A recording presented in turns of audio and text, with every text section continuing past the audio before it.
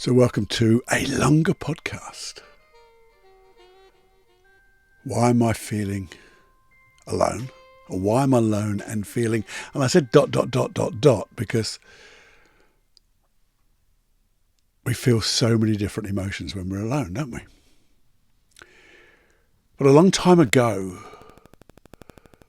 when I was... talk about going through my dark times and things like that, but as I was coming out of it, I got more into my journaling again, and in the front of a journal, I just wrote this little sentence, and it just made so much more sense to me. And it was, you're never alone. You're never by yourself. You're always with yourself. And you see, it doesn't matter where you go, does it? You can go everywhere to try to find yourself. Or you can go everywhere to fucking lose yourself, can't you? Keep changing the environment, hoping something's going to happen. And guess what? You're always fucking there. You're dragging yourself along. It's your shadow. You are your own shadow. Remember that. But you are never alone. You're never by yourself. You are always with yourself. And when we can get into a rapport with ourselves, that's when I think things really start changing. Now, have you also noticed wherever you are and whoever you're with, you're the centre of your world, aren't you? It doesn't matter. Everything starts and ends with you. You choose to be, act, and believe. That's it. It's your choice. But it's all in here. You are, whether you're in a crowd, whether you're by yourself, you're always in here. You are the centre of your world. And everyone else is the centre of their world. And we choose to do what we do. And that's it. So we're never alone. Because we're the centre of our world. So we're never alone. Back to the beginning. Never by yourself. You're always with yourself. And here's a bit of a harsh reality. Solitude, loneliness is a choice. Your choice. Though, when it feels it isn't, you get that feeling of maybe, I don't know, despair, sadness. You come up with a negative emotion, but it doesn't feel like a choice, does it? Because why would you choose something like that? I know I've been there a couple of times. One was not good, but never really, really, really bad. But I can only tell you my experience. It just didn't feel like I was choosing to be that way. Why the fuck would you? Why the fuck would you? But the thing is, what I did realise, and I do believe, in fact, I think I know it to be right, but it's a belief. Who could prove anything? I think it's your unconscious mind is trying to protect us in some way. What the hell it is, I don't know. But it's trying to keep us safe from something. Maybe it's from even more hurt from the outside. Something on the outside has hurt us, and we put the barriers up. Keep inside. Shut people out. But the thing is, we shut everyone out, don't we? Not just the people we consider may have hurt us, or the things out there that have hurt us, but we shut everyone out. So it's an unconscious decision to do this. It's a behaviour. Remember, behaviours can all be changed, by the way. So this isn't all dark. I'm just setting the scene of how I experienced it. But it is an unconscious process to protect you. And the thing is, I say this to everyone. Wouldn't it be lovely? Wouldn't it be great? Wouldn't it be paradise? Wouldn't it be absolutely the end of the world if you knew you could never be hurt? Or you could do things and not feel hurt inside. And that's where the conflict comes in, you see.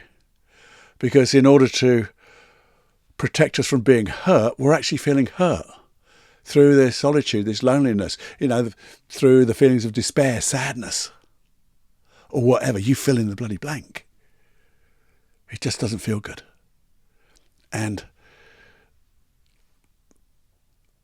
as a protection mechanism, I think it needs to be changed, don't you? If you could change it, you would, wouldn't you? So, what do we choose instead of that isolation? What do we choose? Well, actually, we tend to choose, until we let it go, more isolation, more pain. Because in some way, it's now become familiar to us, hasn't it? Because I don't call it a comfort zone, I call it a familiar zone. It's not comfortable, but we are familiar with this pain now. And we're not sure what's on the outside. And that can be a little bit scary. And we think it's the unknown, but we actually know it, but we've walled it away. We've put a defence, an armour up, some type of, wall against all of this. We can't see through this pain, this despair, this sadness, this, you fill in the blank, to what's on the other side. It's that wonderful metaphor, the little brief one, which says, when you're in the jar, you can't read the label. Now, here's the thing. I'm going to put myself in your position, your voice, and say, hey, Cloughy, you keep telling me it's a bloody choice, don't you? You keep telling me a choice. Do you think I'd choose this? That's what you're saying, isn't it?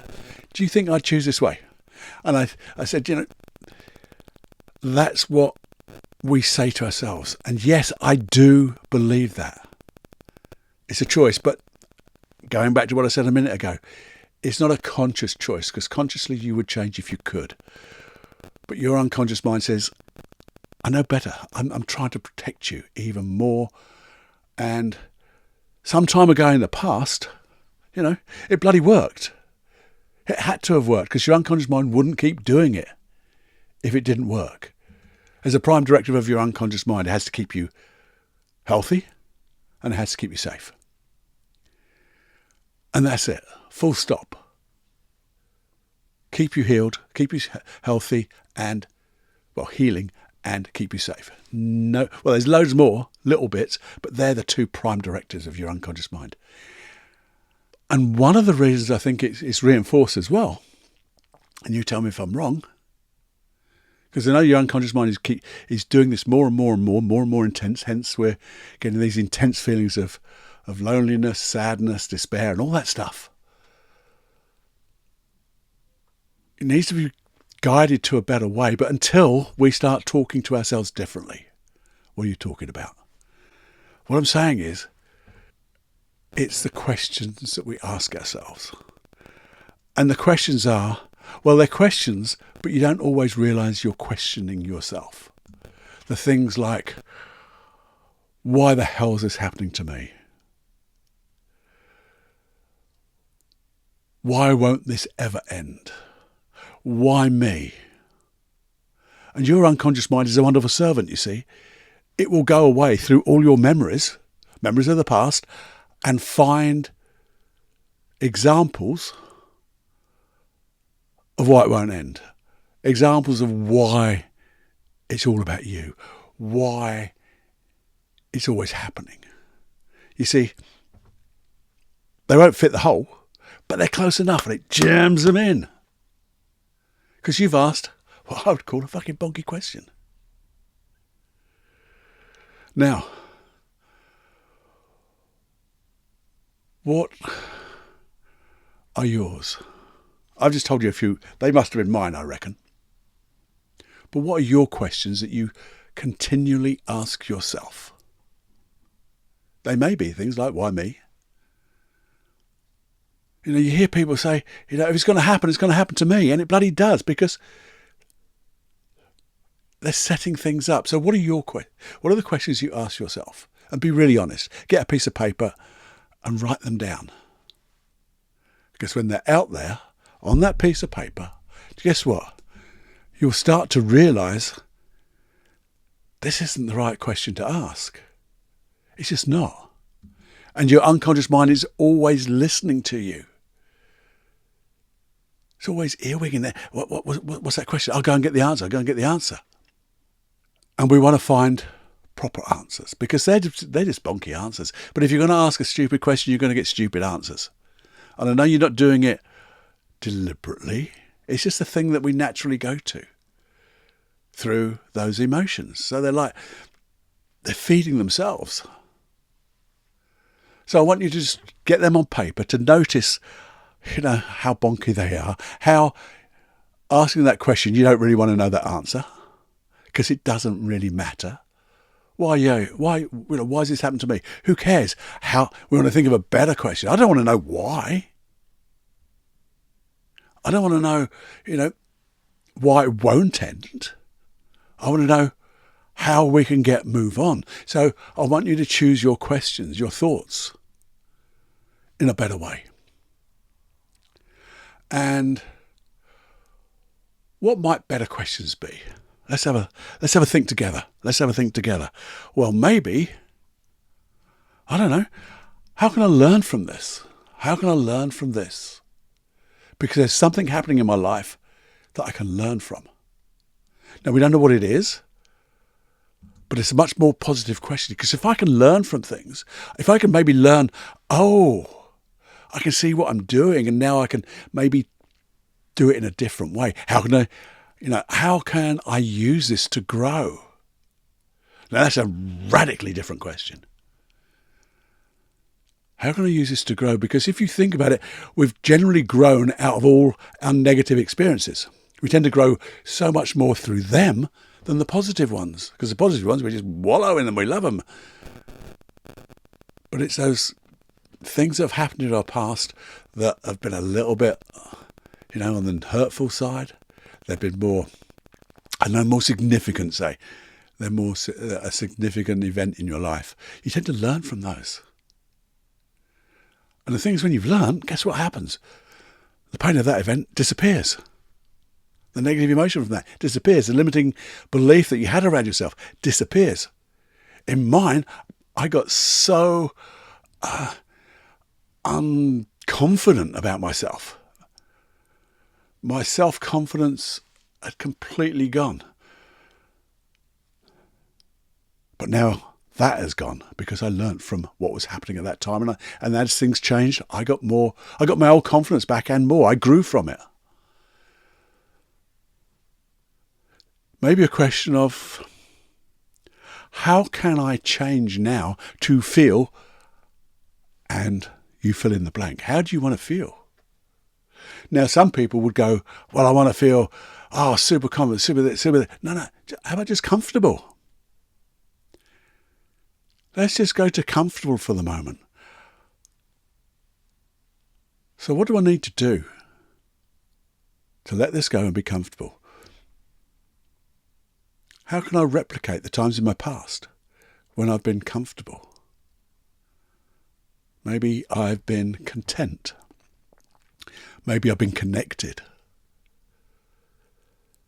Yeah.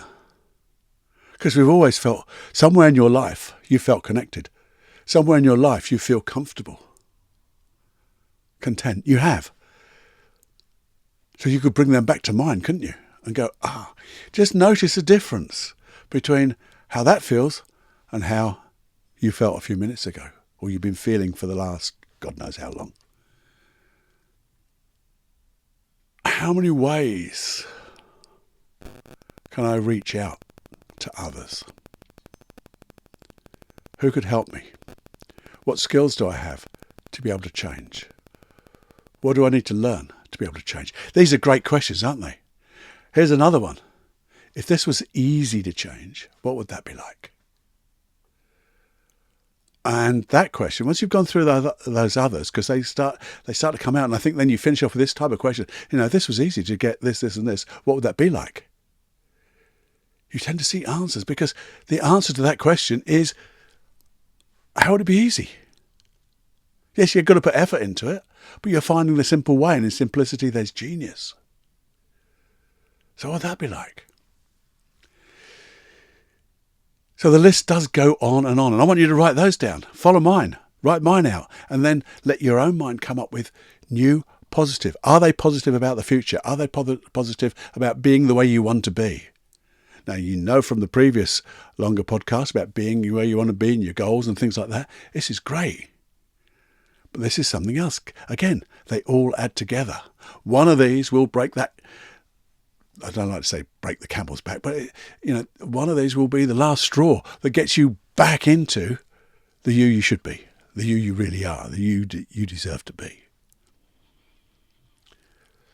So whatever you do, if you're gonna use therapy to help you get over this, because you've got to do something.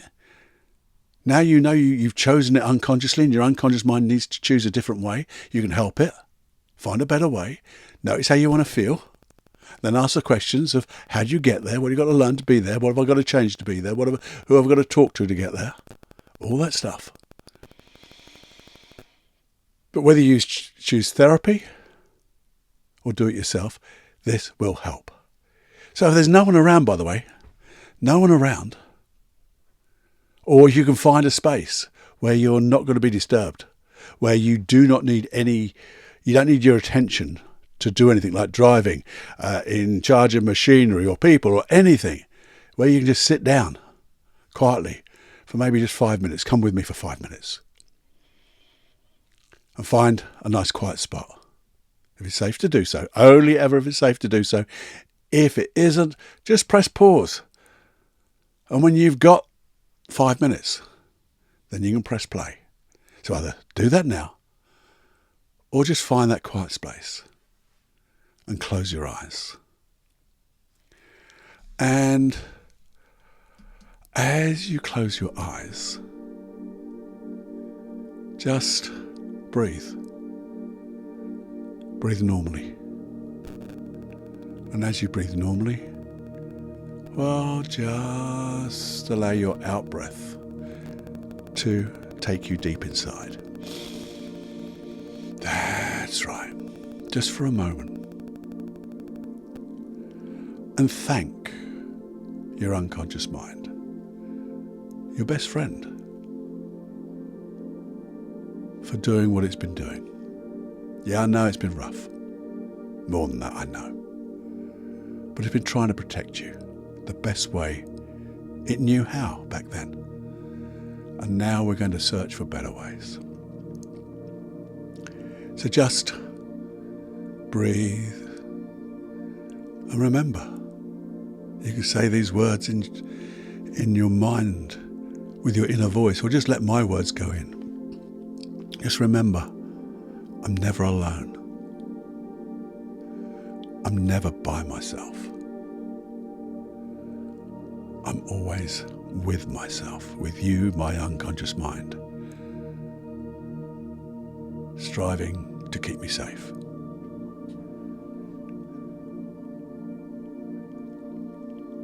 And just begin to imagine if that isolation, the loneliness, the despair, and all those feelings were to disappear right now. And you could just feel comfortable in yourself, comfortable in the world, maybe a little content, maybe a little at peace.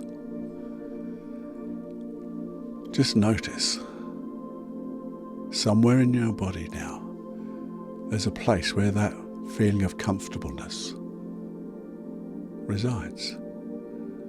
At peace, content. And allow your unconscious mind to draw you down there now, just for a moment or two.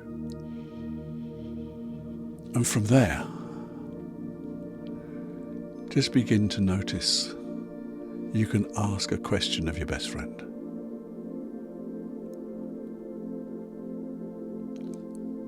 I know you're trying to protect me. but it doesn't feel protected. I feel unsafe. You fill in the blank. But how can I use this now to change and be comfortable, be content, to find peace?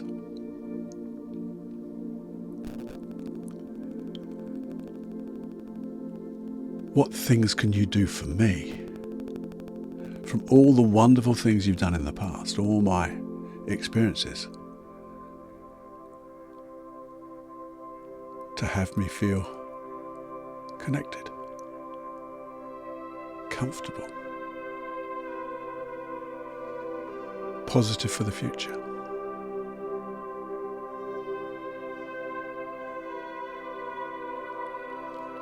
What steps do I need to make now to grow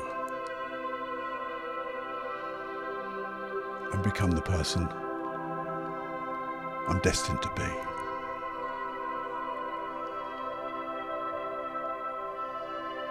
That's right. You could ask your unconscious mind to go through all your wonderful experiences when you have felt safe, you have felt content, and take the essence of those memories, the skills that you used unconsciously, and project that into the future. And how can I use these wonderful skills to be different, to be whole, to feel good about myself?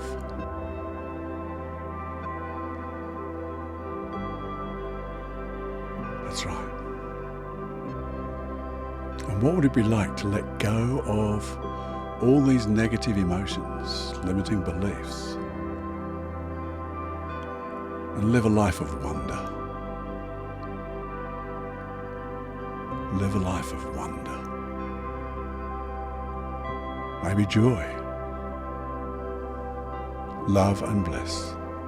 What would that be like? And I want you to begin to just notice what bliss might feel like. Make it up. Imagine it. Create it. And how comfortable that would feel in the future. Imagine your future being filled with connection, learnings, enjoyment, love, joy, fulfillment.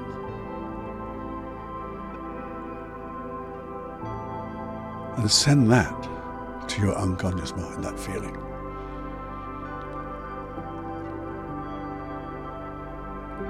And ask, how can we get to these feelings instead? Because these are the feelings that make me feel really protected. And thank your unconscious mind for doing what it's done. And thank your unconscious mind for what it's going to do in the future. To apply all these wonderful things, answers to your questions now. And just for a moment, take a moment just to rest in this feeling. And maybe just say thank you.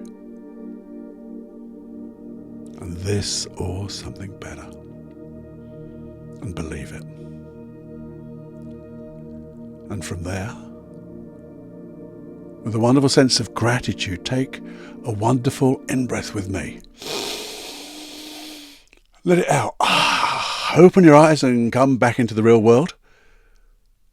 And I want you now to start to look at maybe different places you can find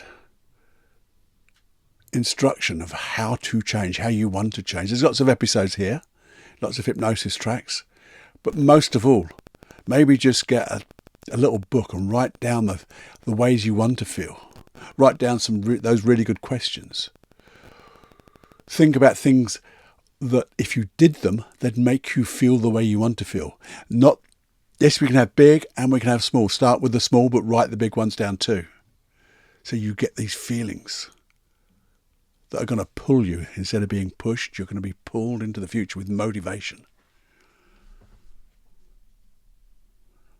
And just keep asking wonderful questions and keep thinking of wonderful things that you could do. Maybe they are big. As I said, they may be big and you think, oh, that's a bit too big. Yeah, but what's the first step along the way? What's the first step along the way? If you listen to the last longer podcast, it gives you an idea how to do those steps and to make it easy. They're all here.